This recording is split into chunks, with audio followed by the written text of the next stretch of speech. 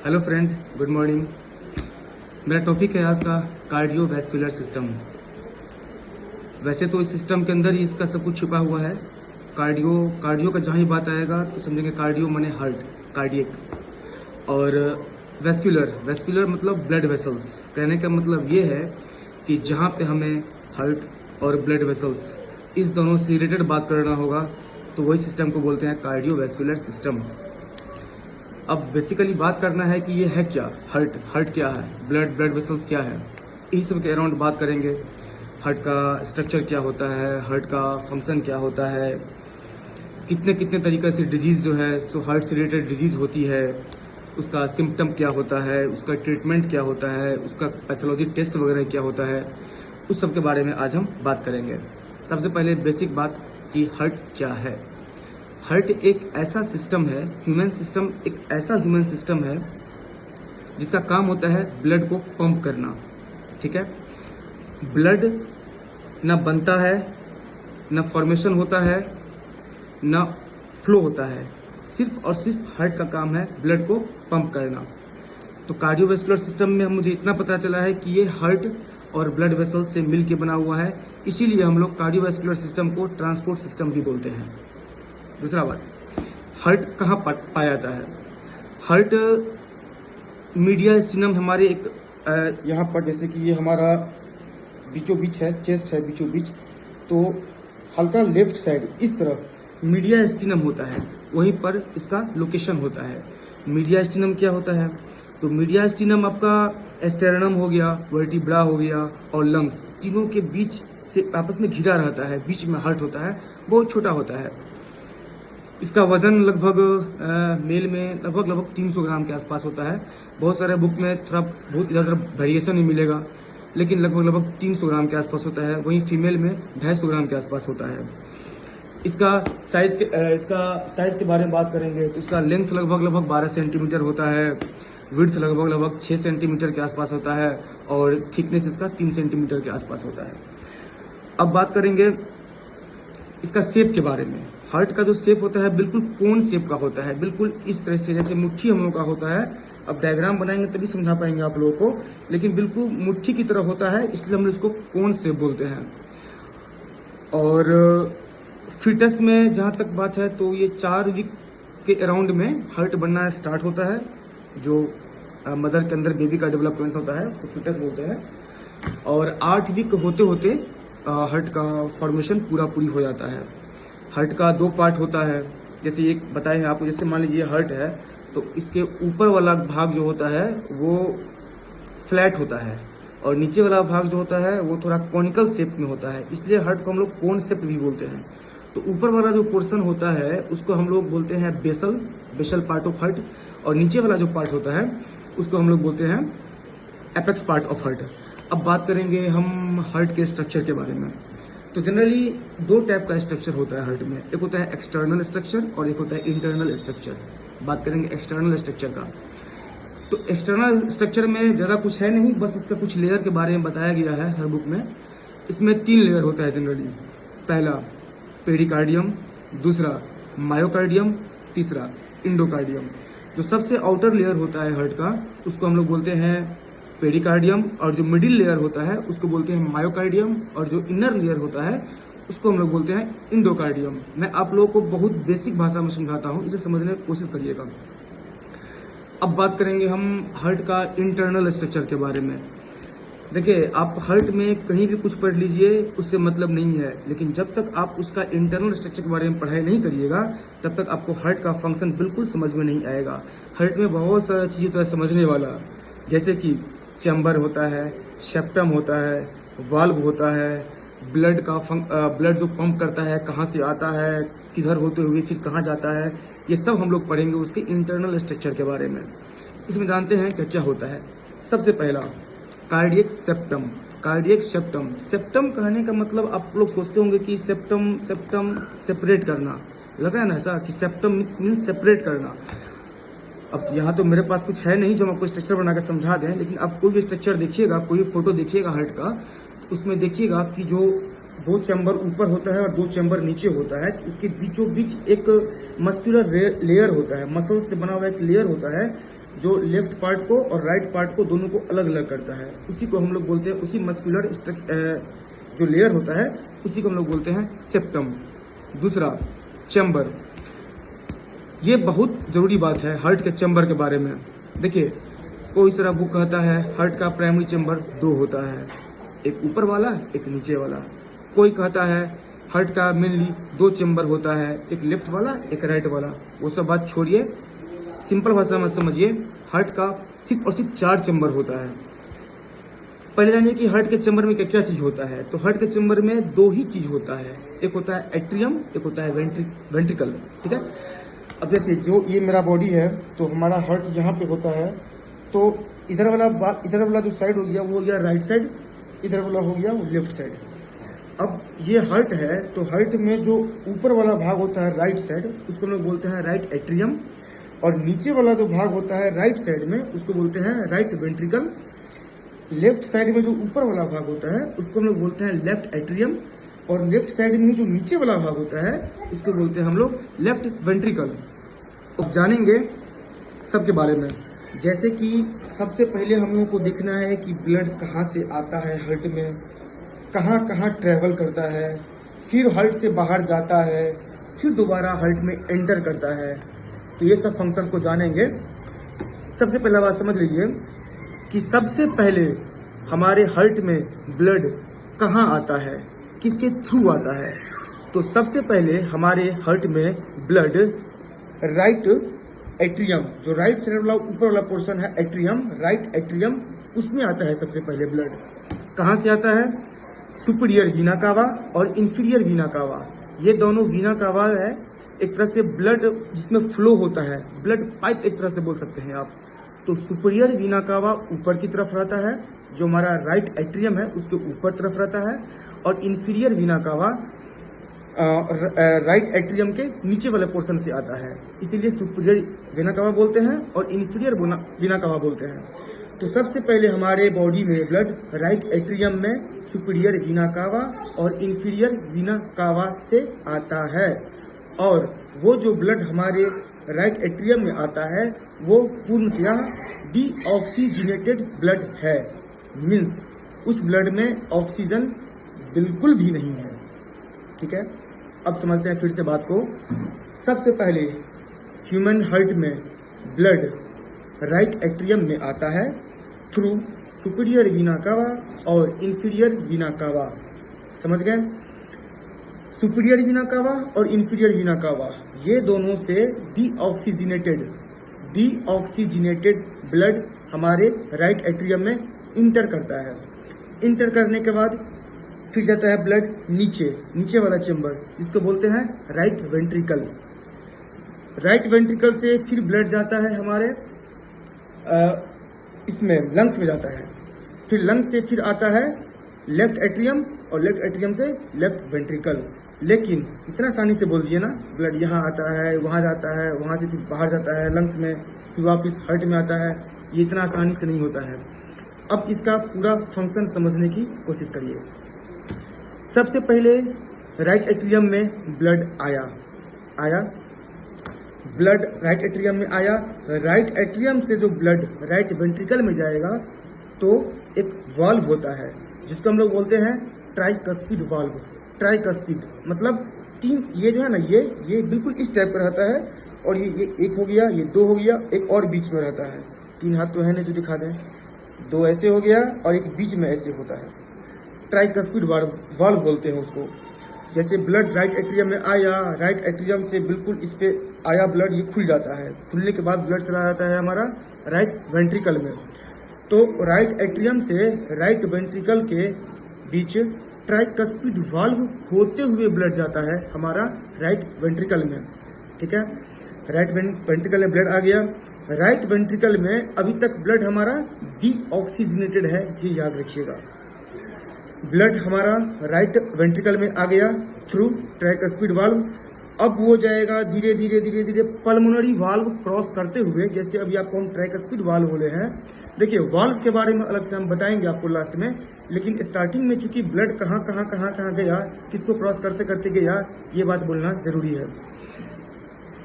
Tricuspid valve से blood right ventricle में गया, राइट वेंट्रिकल के बाद पल्मोनरी आर्टरी से होते हुए लंग्स में जाता है, लेकिन पल्मोनरी आर्टरी से पहले वो पल्मोनरी वाल्व से क्रॉस होकर जाता है पल्मोनरी आर्टरी में। उस समय तक ब्लड डीऑक्सीजनेटेड है, याद रखिएगा। पल्मोनरी वाल्व के थ्रू पल्मोनरी आर्टरी में गया, पल्मोनरी आर्टरी के बाद ब्लड चला गया लंग्स में, वहां उसमें ऑक्सीजन सप्लाई ऑक्सीजन के थ्रू ऑक्सीजन के संपर्क में आता है। उसके बाद दोबारा ऑक्सीजनेटेड ब्लड, अब ब्लड के अंदर ऑक्सीजन आ गया है, ऑक्सीजनेटेड ब्लड फिर लेफ्ट एट्रियम में आएगा थ्रू पल्मोनरी वीन, याद रखिएगा। सभी वीन डीऑक्सीजनेटेड रहता है, सिर्फ पल्मोनरी वीन को छोड़ करके। ये बहुत बड़ा अपवाद है, याद रखिएगा। लंग्स से जब ब्लड ऑक्सीजनेटेड होकर के आता है तो सबसे पहले पल्मोनरी वीन के थ्रू लेफ्ट एट्रियम में आता है, ये बात याद रखिएगा। लेफ्ट एट्रियम में ब्लड आया, लेफ्ट एट्रियम में ब्लड आने के बाद फिर वो लेफ्ट वेंट्रिकल में जाएगा, किसके थ्रू? वाल्व के थ्रू, बाइकस्पिड वाल्व। अभी तक हम 2 वाल्व पढ़ चुके हैं। पहला tricuspid valve, tricuspid valve is situated between right atrium and right ventricle. Again pulmonary valve, pulmonary valve is situated between pulmonary artery and right ventricle.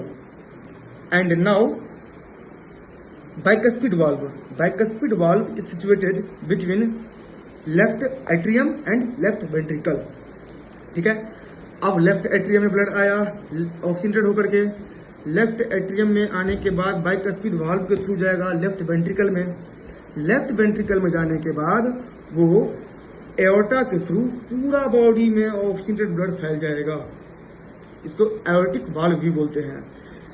तो हम लोग अभी तक चैम्बर के बारे में पढ़ाई किए हैं, चैम्बर में ब्लड का फ्लो कहाँ कहाँ होगा ये देखे हैं, किस किस वाल्व के सहायता से ब्लड का फ्लो होगा वो भी आप देख लिए हैं। 4 वाल्व होता है, ट्रैकस्पिड valve, pulmonary valve, pulmonary valve को हम लोग सेमिन्यूलर वाल्व भी बोलते हैं, पल्मोनरी वाल्व को हम लोग सेमिन्यूलर वाल्व भी बोलते हैं। 2 हो गया, तीसरा हुआ आपका बाइकस्पिड वाल्व और चौथा हो गया एओर्टिक वाल्व। एओर्टिक वाल्व के थ्रू पूरा बॉडी में फैल जाता है हमारा ऑक्सीजनेटेड ब्लड। तो अभी तक हम लोग देखे थे ब्लड का फ्लो कैसे कैसे होता है, कहाँ कहाँ से होता है, किस किस पार्ट से होकर गुजरता है, किस किस वाल्व से होकर गुजरता है। हालांकि मैं लास्ट में एक बार रिपीट दोबारा कर दूंगा। अभी मैं कुछ कुछ बेसिक चीज़ बताता हूँ, जैसे कि हार्ट साउंड के बारे में पता होगा आपको। हार्ट साउंड लगभग 70 बीप होता है 1 मिनट में, 60 से 70 वेरिएशन हो जाता है। 60 से 70 से कम हुआ, यदि कम धड़कता है दिल, 72 के आसपास होता है कि 72 बीप 1 मिनट में धड़कना चाहिए। यदि 72 से 70 65 से कम बीप होता है 1 मिनट में, तो उस कंडीशन को हम लोग ब्रैडीकार्डिया बोलते हैं, जो कि एक हार्ट डिजीज हुआ। या फिर आपका 100 से ऊपर जा रहा है यदि हार्ट बीट पर मिनट, तो उसको हम लोग ट्रेडिकार्डिया बोलते हैं। ये सब कुछ कुछ मेडिकल टर्म है जो पता होना चाहिए हम लोग को ना। कुछ कुछ जो हार्ट डिजीज होता है, कुछ कुछ कॉमन हार्ट डिजीज, उसके बारे में बात कर लेते हैं। जैसे कि कंजेनाइटल हार्ट डिजीज हो गया, ये सबसे कॉमन हार्ट डिजीज हो गया। हार्ट अटैक हो गया, हार्ट अटैक मतलब क्या होता है कि हार्ट में ब्लड का सप्लाई बिल्कुल बंद हो जाना। हार्ट अटैक इतना कॉमन चीज है, जहाँ आप लोग देखते होंगे गांव घर शहर हर जगह हार्ट अटैक एक बहुत बड़ा प्रॉब्लम हो गया है, जिसके बारे में आदमी समझ नहीं पाता है कि उसे हार्ट अटैक आया है। कोई कुछ और नाम दे के कुछ और दवा खिला देता है। तो हम लोग को इसके प्रति कॉन्शियस होना पड़ेगा कि हार्ट अटैक को पहचानें, समझें, व्हाट इज हार्ट अटैक, इसके लक्षण को जानें, उसके अकॉर्डिंग उसका ट्रीटमेंट करें। तो हार्ट अटैक में ब्लड सप्लाई बिल्कुल हार्ट में बंद हो जाता है, उसको वही हार्ट अटैक होता है। एक होता है हार्ट फेल्योर। हार्ट फेल्योर में होता है कि जो ब्लड हार्ट में जो पंपिंग होता रहता है ना, बहुत कम हो जाता है। पंपिंग जानते हैं ना, पंप जो करता है हमारा लेफ्ट एट्रियम और लेफ्ट राइट वेंट्रिकल और लेफ्ट वेंट्रिकल, उसका काम है मेनली ब्लड को, ये हार्ट को पंप करना। तो उसमें हार्ट पंपिंग जो है सो बहुत कम हो जाता है हार्ट फेल्योर में। एराइदीमा होता है, एराइदीमा हो जाता है जिसमें कि ये जो आपका हार्ट का पंपिंग जो है ओवर कंट्रोल हो जाता है, मतलब कभी ज़्यादा हो जाएगा, कभी कम हो जाएगा। ये भी एक बहुत कॉमन बीमारी है। इसके अलावा आपको हाइपरटेंशन मतलब हो गया आपका ब्लड प्रेशर ज़्यादा या कम हो जाना, तो ये भी एक हार्ट के केस में आता है। इससे भी आपको हार्ट डिजीज हो सकता है हाइपरटेंशन से। कंजेनाइटल हार्ट डिजीज हो गया। कंजेनाइटल हार्ट डिजीज क्या हुआ? जन्मजात किसी बच्चे में हार्ट का शेप या हार्ट का साइज में प्रॉब्लम आना। किसी बच्चा में देखते हैं कि हार्ट का साइज छोटा है या हार्ट का साइज बड़ा है या उसके शेप में कुछ उल्टा पुल्टा है, एक परफेक्ट जो शेप जैसे होना चाहिए वो नहीं है। ये बहुत कॉमन होता है कंजेनाइटल हार्ट डिजीज आज के जनरेशन में। कार्डियोमायोपैथी होता है जिसका हार्ट मसल्स काफ़ी कमज़ोर हो जाता है।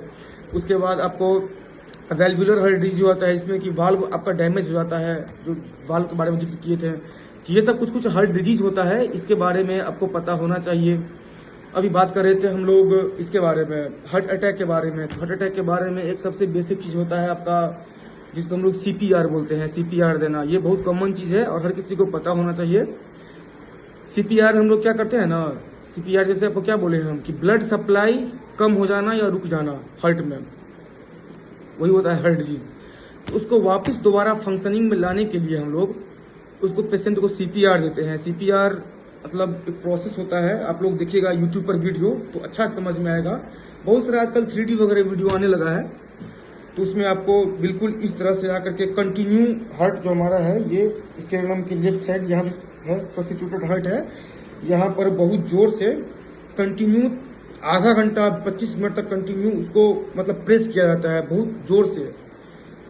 तो कभी कभी क्या होता है कि उस प्रेस करने से उस प्रोसेस को CPR बोलते हैं। CPR देने से कभी कभी क्या होता है कि ब्लड फ्लो दोबारा शुरू हो जाता है और ये हार्ट अटैक से कभी कभी पेशेंट का जान बच जाता है। तो ये सब बेसिक नॉलेज है, ये सब पता होना चाहिए। बाकी कुछ आपका ये भी है, कुछ कॉमन आपका ब्लड टेस्ट है जो कि बहुत जरूरी होता है हार्ट डिजीज के लिए, जिसमें कुछ टेस्ट है जैसे कि आपका ट्रोपोनिन T हो गया, ट्रोपोनिन I हो गया, CKMB हो गया, NT-proBNP हो गया। ये सब कुछ बहुत कॉमन टेस्ट है। ये सब ECG हो गया, इको हो गया, ट्रेडमिल टेस्ट TMT हो गया। तो ये सब बहुत बेसिक टेस्ट है, खास करके ECG और इको ये बहुत कॉमन टेस्ट है, जिससे कि आप अपने हार्ट का करंट कंडीशन के बारे में पता कर सकते हैं। तो ये सब टेस्ट नॉर्मल आदमी को भी कभी कभी करवाते रहना चाहिए, ये सब बहुत जरूरी है। लक्षण क्या होता है? सबसे बड़ा बात है कि हार्ट अटैक या हार्ट डिजीज या जिसको आप हार्ट ब्लॉकिंग, तो इस तरह कुछ ना बेसिक सिम्टम होता है, जैसे कि काफी ज्यादा स्वेटिंग आना। आप नॉर्मल है, यदि आपको इंटरनली हार्ट में कुछ प्रॉब्लम होगा तो पसीना आपको जबरदस्त आएगा। कोई भी आदमी कह देगा कि ये बिल्कुल एबनॉर्मल बंदा है। आप में बहुत ज्यादा पसीना आएगा। सबसे पहले आपको चेस्ट पेन करेगा। यदि मतलब आपको नॉर्मल से बहुत ज्यादा यानी हाईली एबनॉर्मल चेस्ट पेन हो तो आपको समझना चाहिए कि आपके हो सकता है कि आपके हार्ट में कुछ ना कुछ प्रॉब्लम हो। तो चेस्ट पेन होना, स्वेटिंग होना, वोमिटिंग टेंडेंसी, यदि आपको चेस्ट में पेन के साथ साथ वोमिटिंग टेंडेंसी आ रहा हो तो भी आप समझिए कि आपको चेस्ट में प्रॉब्लम हो सकता है। चक्कर आना, ये सब बहुत कॉमन है हार्ट डिजीज के लिए या हार्ट पेशेंट के लिए। वैसे यदि किसी को हार्ट में सडनली कोई प्रॉब्लम आ गया हो तो डॉक्टर लोग एक सर दर्द का टेबलेट होता है ना, एक डिस्प्रीन बहुत ही कॉमन मेडिसिन है, जिसको लोग आजकल हेडेक के लिए इस्तेमाल करते हैं, लेकिन उसका सही यूज है एक्चुअली में हार्ट रिलेटेड। जैसे ही किसी आदमी को हार्ट अटैक आया हो या हार्ट ब्लॉकेज हुआ हो, इस तरह से कोई अचानक से समस्या आया हो, तो आप कुछ ना करिए। यदि आपके पास डॉक्टर करेंटली अवेलेबल नहीं है उस समय, तो आप एक डिस्प्रिन की गोली लो, उसको चबा जाओ, चबाने के बाद आराम से अंदर घोट लो। ये नहीं कि पानी के साथ निगल लें। पानी के साथ निगलिएगा, वो हमारे लीवर में जाएगा, लीवर के बाद हमारा वो उसका धीरे धीरे डाइजेशन होगा, ब्लड में मिलेगा, तो उसका रिएक्शन में टाइम लग जाएगा। इसलिए आप उसको चबा जाइए। चबाने के बाद सीधा हमारा वो म्यूकस के थ्रू ब्लड में चला जाएगा, उसका जल्दी असर दिखेगा। अभी तक हम लोग तो बेसिक बात कर लिए हैं सब। एक बार हम लोग फिर से रिपीट कर देते हैं, आप लोग ध्यान से सुनिए। हम लोग बात कर रहे हैं, टॉपिक हम लोग का आज का है cardiovascular system. Cardiovascular system in the sense एक तरह से ट्रांसपोर्ट सिस्टम। इसके अंदर हम लोग सिर्फ और सिर्फ हार्ट और ब्लड वेसल्स ये दोनों का बात करेंगे। Cardiovascular, cardio means heart, cardiac, vascular blood vessels, जिसमें हार्ट और ब्लड वेसल्स इस दोनों का बात हो, that system is called cardiovascular system. ठीक है। हार्ट क्या होता है? हार्ट एक होलो मस्कुलर ऑर्गन हुआ जो कि कोन शेप में होता है। ऊपर के पार्ट को बोलते हैं बेसल पार्ट, नीचे के पार्ट को बोलते हैं एपेक्स पार्ट। ठीक है।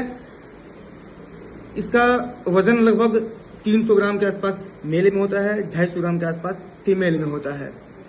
ठीक है।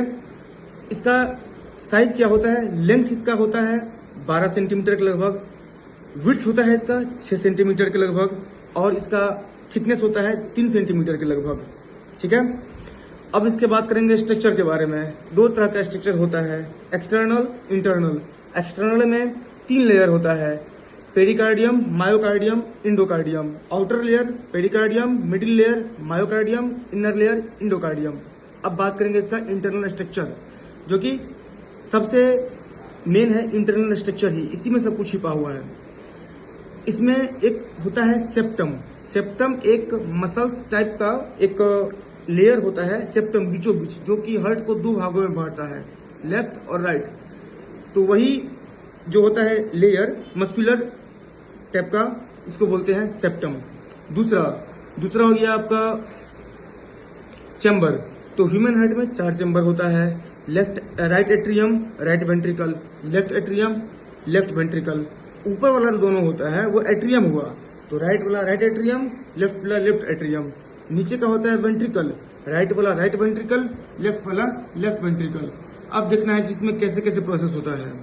सबसे पहले डीऑक्सीजनेटेड ब्लड हमारे सुपीरियर वीना कावा और इंफीरियर वीना कावा के थ्रू आता है राइट एट्रियम में। राइट एट्रियम में आने के बाद ट्राइकस्पिड वाल्व के थ्रू जाता है राइट वेंट्रिकल। राइट वेंट्रिकल में जाने के बाद जब पंप करता है ऊपर की तरफ, तो पल्मोनरी वाल्व के थ्रू जाता है पल्मोनरी आर्टरी में और फिर लंग्स में। लंग्स में जाने के बाद फिर ऑक्सीजनेटेड ब्लड आता है सबसे पहले पल्मोनरी वीन के थ्रू लेफ्ट एट्रियम में। उसके बाद बाइकस्पिड वाल्व के थ्रू जाता है लेफ्ट वेंट्रिकल में। उसके बाद एओर्टिक वाल्व के थ्रू पूरा बॉडी में वो फैल जाता है। यही है हमारा इंटरनल स्ट्रक्चर ऑफ हार्ट। है हार्ट रिलेटेड, उसके बारे में बात करते हैं। जैसे coronary artery disease, heart attack जिसमें ब्लड सप्लाई होना बंद हो जाता है हार्ट में, हार्ट फेल्योर, वो जो हमारा हार्ट पंप करता है वो अनकंट्रोल्ड हो जाता है, कम पंप करता है। उसके बाद आपका हो गया हाइपरटेंशन, ब्लड प्रेशर के कारण भी हमारे हार्ट में प्रॉब्लम होता है। कंजेनाइटल हार्ट डिजीज, जन्मजात बच्चे में हार्ट के मार्फोलॉजी यानी उसका साइज या उसका शेप में चेंजिंग आ जाना जन्म से ही, इसको कंजेनाइटल हार्ट डिजीज बोलते हैं। कार्डियोमायोपैथी, उसका हार्ट मसल्स काफी वीक हो जाता है, ये भी एक तरह का डिजीज हुआ। उसके बाद वैल्वुलर हार्ट डिजीज हो गया, इसमें वाल्व आपका डैमेज हो जाता है, वाल्व चेंज करना पड़ता है। ये सब कुछ कॉमन डिजीज है हार्ट के रिलेटेड। कुछ टेस्ट वगैरह होता है पैथोलॉजी में, वो भी आपको समय समय पर करवाना होता है। Troponin T, troponin I, NT pro BNP, उसके बाद ईसीजी होता है, इलेक्ट्रोकार्डियोग्राफी, इको होता है, टीएमटी होता है, ट्रेडमिल टेस्ट, ये सब होता है। बेसिक मेडिसिन होता है डिस्प्रिन, वो फिलहाल करंट ट्रीटमेंट के लिए बहुत बेस्ट है, इसको आप चबा करके ले सकते हैं हार्ट अटैक के केस में। बस, थैंक यू।